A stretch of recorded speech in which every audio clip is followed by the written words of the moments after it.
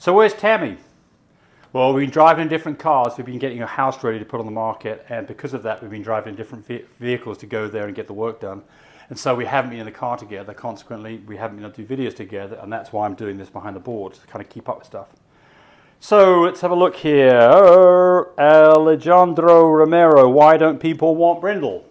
Because Brindle there's two genes that are dominant. Most genes, all genes except for Merle and Brindle, are recessive genes.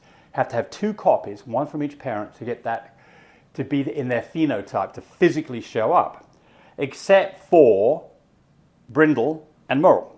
And so the problem is that Brindle, a single copy, will show up in puppies and it will wipe out tan points. Tan points will not show up, and that's the reason why people don't like it. Sam Challenger, I have a chocolate puppy that has a cream mask and parents don't carry cream. Well, so I think what you're saying is you've got a maskless dog, which is EM. And a cream dog is EE, and that will also be maskless. So there's two ways to get a maskless dog, and I think that's what you're referring to.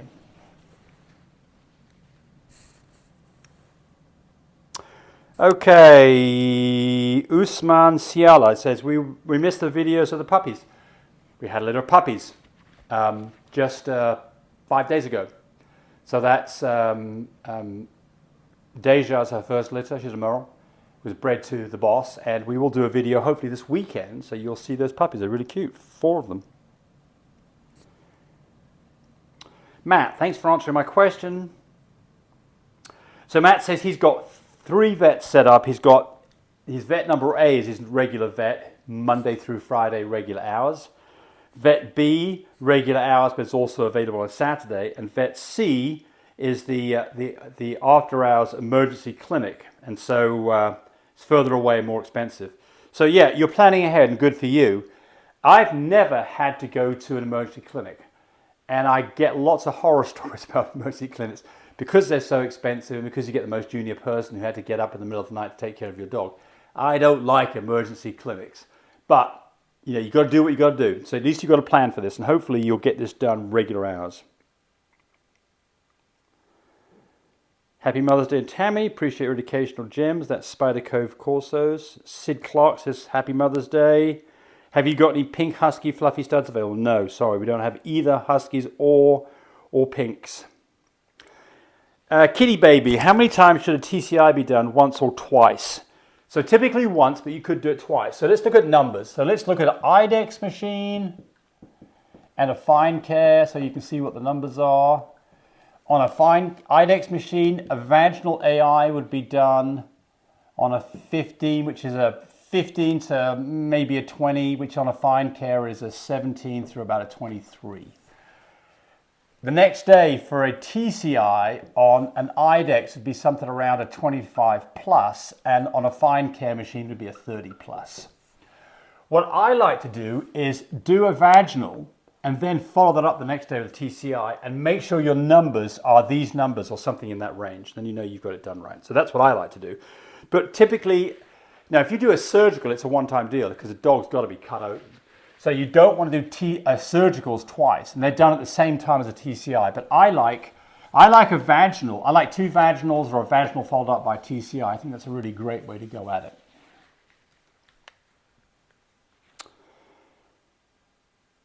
Alicia Eddy. I breed Rottweilers. All my Frenchies came into heat, but I have one that's almost 2 years old and hasn't come into heat yet. She's a big girl. I'm thinking that's maybe why we have... I'm not giving up hope. Well, look, I mean, so most dogs are coming to heat by the time they're 2 years old, but not all. Just hang in there. Put it with other dogs that are in heat. That'll help. Could be a silent heat. You could have missed it, but you know, how do you know? You don't without doing testing to find out whether a PG level's high. But I would just hang in there and give her another 6 months. There are some products like PG's, what is it called? PG 600, which is a hormone that's given to pigs to bring pigs in. You could give that, but I'm not a fan of that at all. Loyal for Life Kennels. I had a litter of 6 from breeding with someone's male that was 7.5 months old at the time of breeding. Good. I mean, it can happen. So that's very early for a dog, and as far as the AKC is concerned, as long as you're at least 7 months old, they'll accept that for AKC registration, so congratulations. Dennis Padua, my dog, is experiencing this. We're talking about milk aspiration pneumonia. He is refusing to eat and he's so skinny. What can you do? Well, what should you do? In all of these situations, this is what you do. You give them Clavamox, or certainly some kind of antibiotic like amoxicillin, which you're going to have to go to your vet for. Number 2 is you need to start tube feeding. Number 3 is, since this dog is probably not nursing on mum, we almost know that's a fact, then you need an incubator. And number 4 is get that dog on oxygen. And do those things there and the dog has a fighting chance of surviving. Don't do those things and the dog won't make it, especially if it's getting skinny. So there you go. Tough times, but that's what you've got to do. And it is salvageable, but without that, it's not salvageable. It'll almost certainly, the dog won't make it. So. Anisha Ely just realised all the names of the characters of Friends. How neat. Yeah, we like to do that. We like to come up with a theme for the puppies. It makes it easier to come up with names for puppies, and it makes it easier for people to recognize what the names are because, there's a theme going. So I think it's a good idea.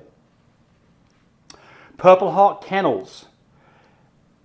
I seen someone bred a full Fluffy to a non-Fluffy carrier, and one of the puppies didn't carry Fluffy at all. How did this happen? She was tested twice.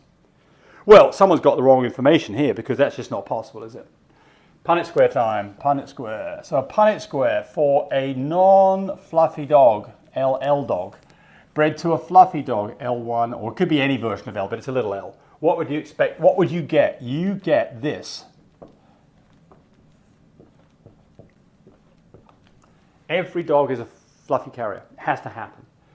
The only way that could not be correct is because either the testing company, you said they were tested twice, didn't get the testing right, or somebody's got this wrong, and this in fact is a Fluffy carrier dog. And then you'd get this. You'd expect to get half Fluffy carriers, carriers, and half not Fluffy at all, not fluff. So someone's got something wrong here. Someone's got to do some more testing because that's just not possible. So I don't know who got it wrong, but somebody has. Somebody has. Alrighty. I have a very small Shih Tzu that I've tried to collect from after watching your videos, and I have a question. Perhaps this is stupid, but is there a chance that his penis can be broken? No.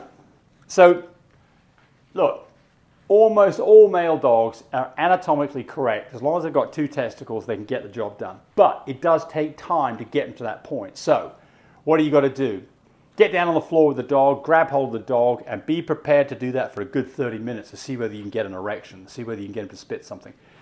The mistake here is, if you've got a dog that you want to use for breeding, and this is the first time you try to use him, don't expect him to produce, even if he's an older dog. You've got to get him in the right frame of mind and give him treats and rewards while you're doing this to make it a pleasurable experience.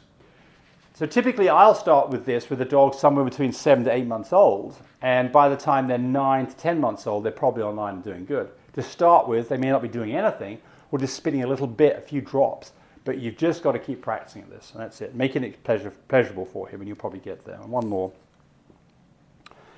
I'm purchasing a stud, and the stud is DD Blue.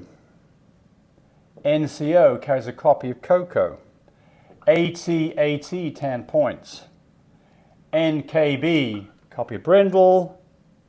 NM, Merle. Well, this is a blue chocolate carrier or cocoa carrier, but it doesn't show the tan points because the Brindle wiped it out. And you ask whether KB and KB are the same thing. Yeah, they work the same way. KB, KBR, they're going to wipe out tan points. You don't, in my opinion, you don't want either. What would I breed to? I would breed this dog to a DD Blue NCO Lilac AT dog, tan points, with no Brindle and not a Merle. And what would you get? You get half Lilac. Well, you get lilacs, you get 50-50 lilacs and blues that carry cocoa. Half the dogs are going to be Merle. half the dogs, they're all going to be AT-AT. The ones that don't have Brindle, which half of them will show the tan points. So this is one of the reasons why I'm not a fan of this Brindle gene, because it wipes out tan points. That's it for this one. Thanks for watching. Bye. Encouraged me to do more of these videos. But do remember, disclaimer here, I am not a vet. I'm not a licensed medical professional. I'm purely a person who's been breeding dogs for the last couple of decades.